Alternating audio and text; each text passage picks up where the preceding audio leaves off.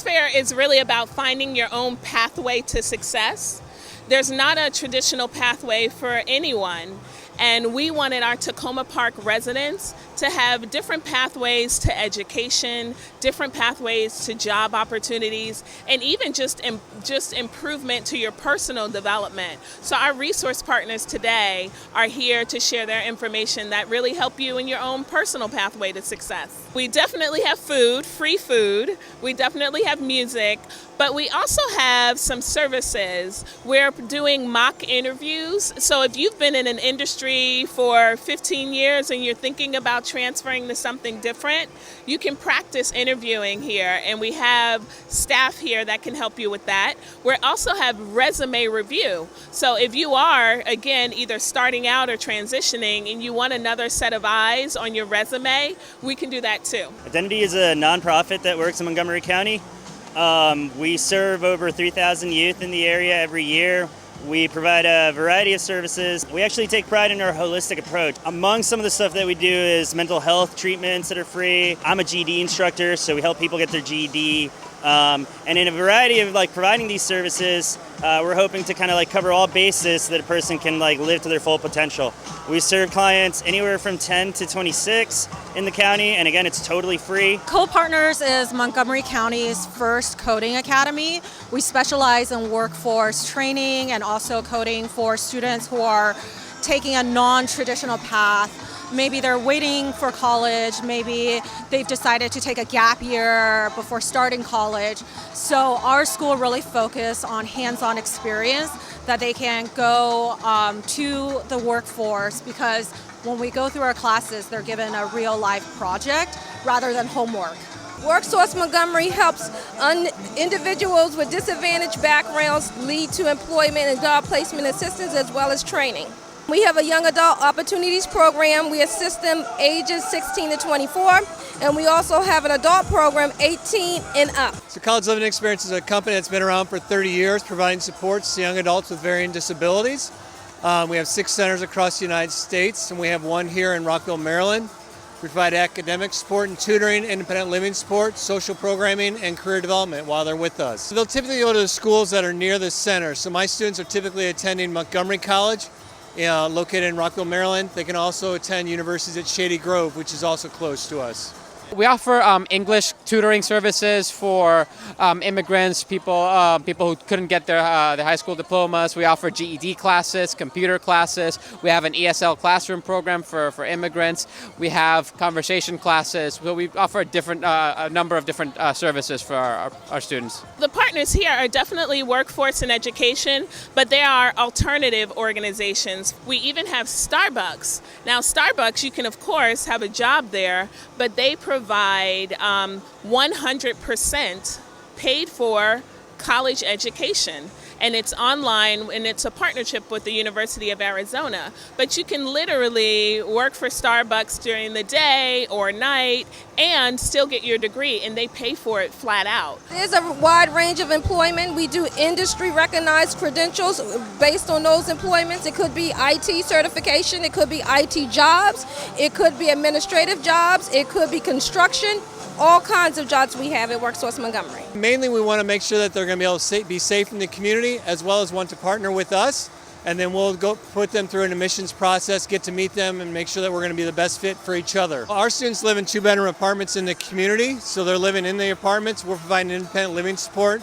We're teaching them how to use the local public transportation near each of the centers, teaching them how to live independently in an apartment, maintain the apartment, cook, clean, everything related to living independent. Anybody who wants to be a member, normally it's done through a referral system, and our teams of social workers and case managers, they'll consider a case, and essentially they make sure that a person kind of gets to go through just about every base that we cover, if it's something that they're amenable to. I mean, obviously we're not going to push anybody towards substance abuse counseling if they don't need it. We also do workforce development.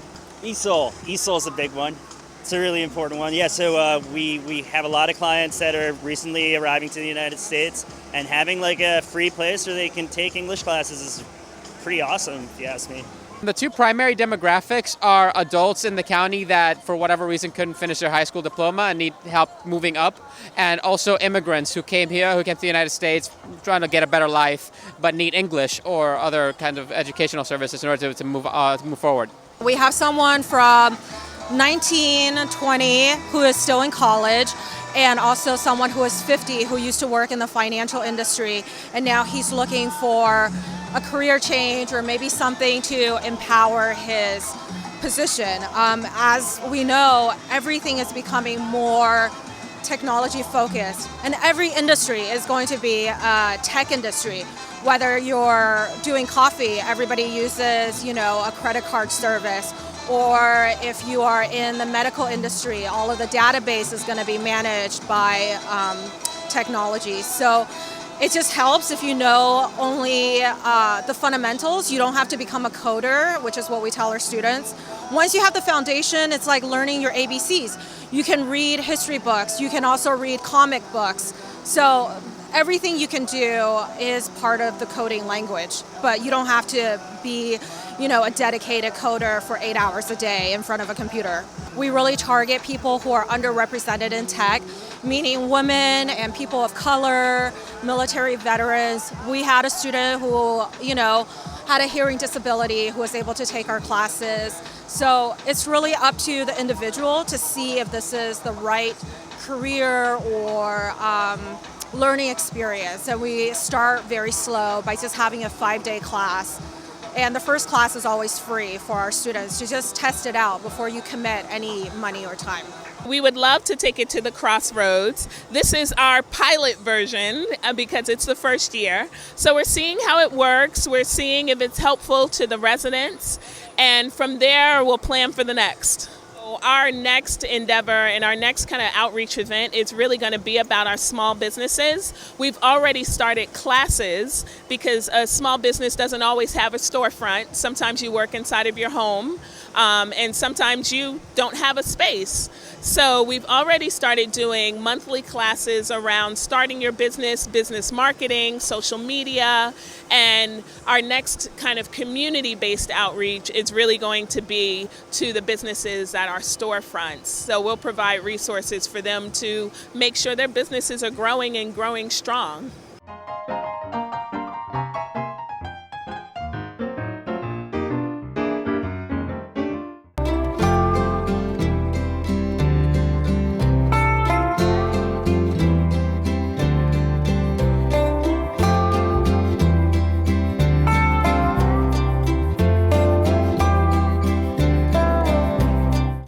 It's very important to recognize people on our committees because this is where residents step up, they volunteer, they help the city council and the city staff by providing input, giving us ideas, feedback on a whole host of issues. I mean, we have committees on arts and humanities, the environment, our recreation committee, we have our youth council. So it really runs the gamut, and we're just so appreciative of all the people who volunteer their time. I believe that people become more informed, and literally we break down the information to them where they're able to understand it. They're able to digest how the planning goes, how the execution of a program actually goes.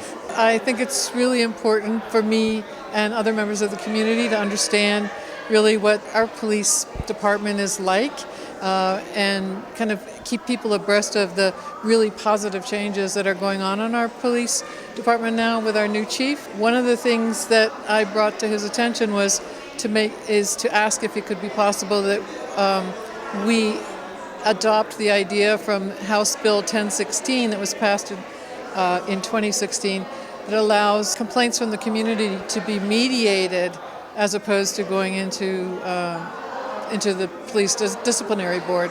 And I thought that the chief was so positive about that it made me want to see if I could do more. There are times when you feel frustrated, you don't know what to do, but you can't just click like all the time on Facebook and feel like you're an activist, right?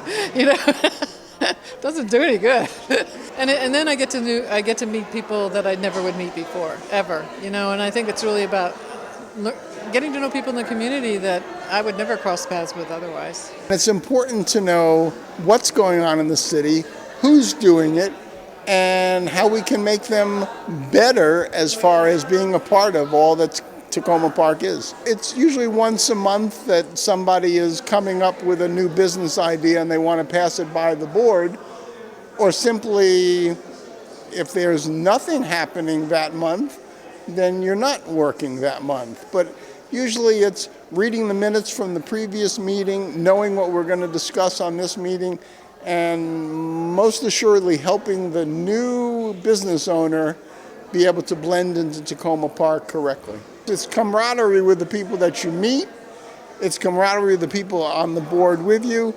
It doesn't take much time, but it gives you good satisfaction when you drive down the street. I've helped this city. Yeah. Cricket is a few words, but cricket goes to every meeting as well. And it's important that she be here tonight to be honored as such. What do I get from volunteering? A lot of my work in the past has been volunteer work. The work I really cared for wasn't all that well paid, but doing something that's very rewarding to me and very satisfying to my heart. For me as mayor and our city council, there's so many issues that come up, and lots of times we can't really dig in deep in something and explore it. And so to have, say, like the Safe Roadways Committee, or as I said before, the Committee on the Environment, look deeply at some of our city priorities and help us decide what direction we should go in is really important. So one more time, we just give a round of applause to our wonderful committee.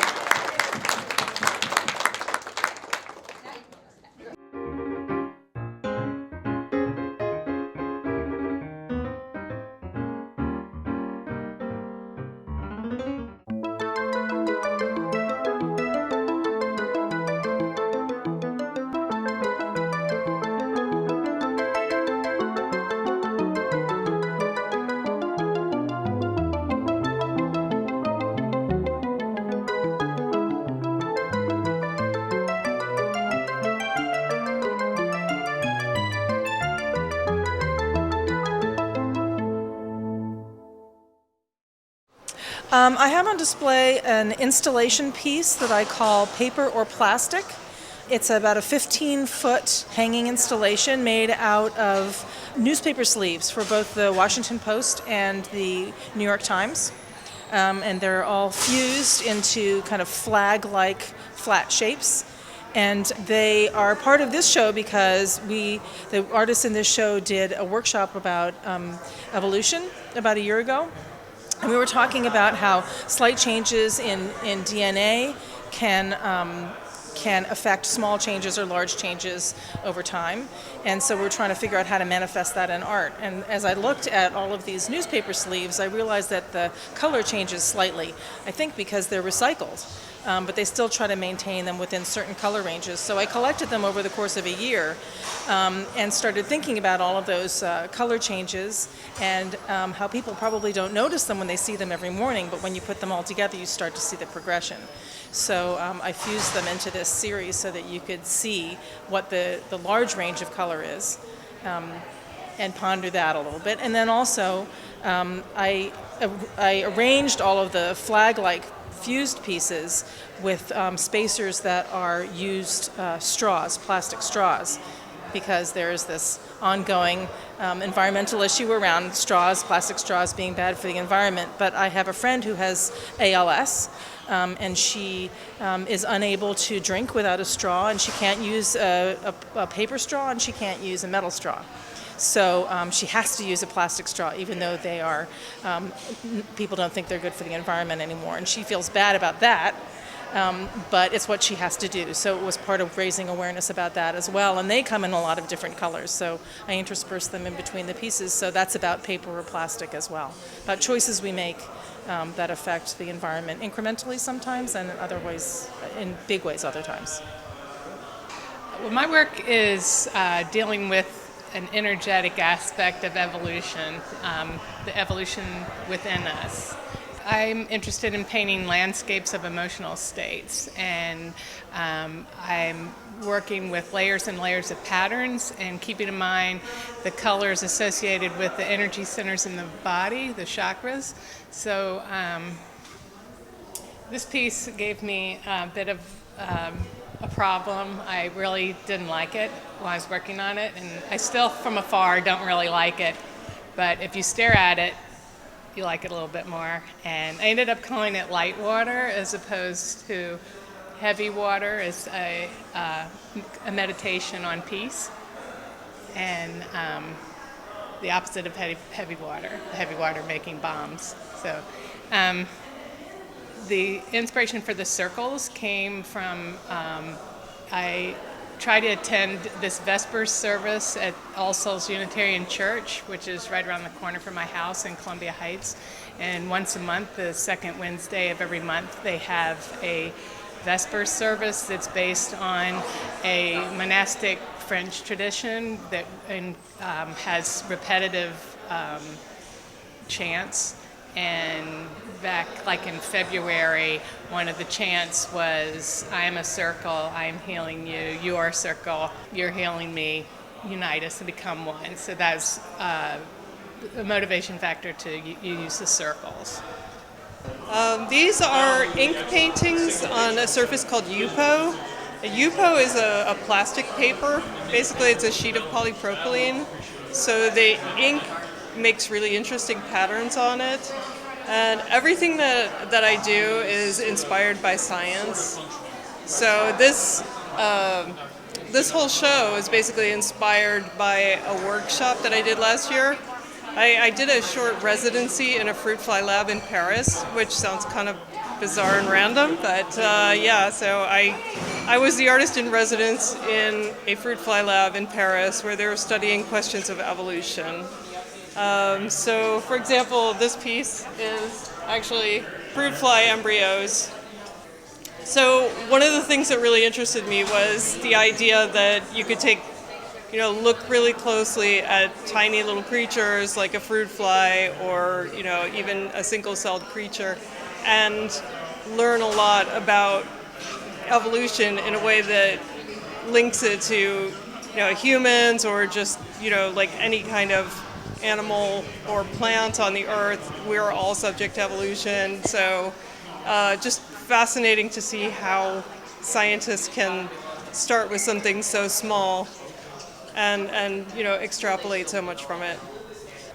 It's just strung through two pieces of string along through the straws on each of the flags that are reinforced. So it's just one long, about 15-foot piece with knots on either end. I just was really careful to balance them and measure out carefully. So when we installed it, we just took one end with two pieces of string and attached it on one end and then just very carefully lifted it on the other side so that it hung at the right angle and made the right curve. So it looks a little bit like a graph or a Chinese dragon. So I use a lot of water-based spray paint and stencils. Some of the stencils I actually buy, some of them I cut by hand in Mylar, and then I layer acrylic paints and mediums, some of them making them very transparent, and also in the black gesso I've used a lot of iridescent colors that are just going to sparkle. And it actually evolves. I don't plan them out at all. I don't start. The only thing with these that started as any remotely a plan was the fact that I used a circle and was motivated by that meditative chant. And thinking about the energy centers and the colors associated with them and what aspects of your body and how you process the world. I use a technique called masking first, which is like I create the outline of the image that I want with a mask, which is kind of like a glue. And then over the top of that, I put water and then I drop ink into it. Sometimes I just leave it at that and the ink just forms patterns. With the brain paintings, I wanted to suggest the process of learning and memory. So what I did was I would add the ink and let it sit for a while and then wash half of it off or like most of it off. And it just kind of leaves little ghosts and patterns kind of like the information that we get doesn't all stay in our minds, as a whole. Sometimes it just leaves a little bit of a trace. And then, you get new information or new ideas, and that goes on the top. So I did several layers of that. Oh, I love it. I mean, the openings are always fun because you get to get a whole lot of people in who you've told to be here in order to talk to them. But I love being in this kind of space because since it's a community center, all sorts of people are coming through here all the time. They can have different kinds of experiences that they bring to what they're looking at and what they think about the art. And it's up for a long enough time that they really get to come back and see it more than once if they want. While we were installing it, there were a bunch of the kids from the camp here watching us, how we were getting it up and telling us whether they liked it or not. And I love that kind of feedback. It's really great. I think it's a really good way to see the work. It's a really diverse audience here. Every time I come to Community Center, I'm just amazed by how active it is. We have yoga classes, music classes, movies, ping pong, art classes, all ages.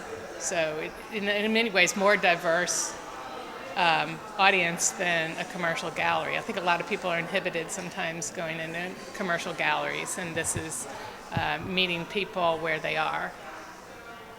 Well, I love it. I've been showing my work for probably 18 years. So yeah, I've done a lot of shows, and it's always really just amazing to get your work out in front of new people, and I love that we're in a community center and that a really wide variety of people are going to see it. So it's really nice.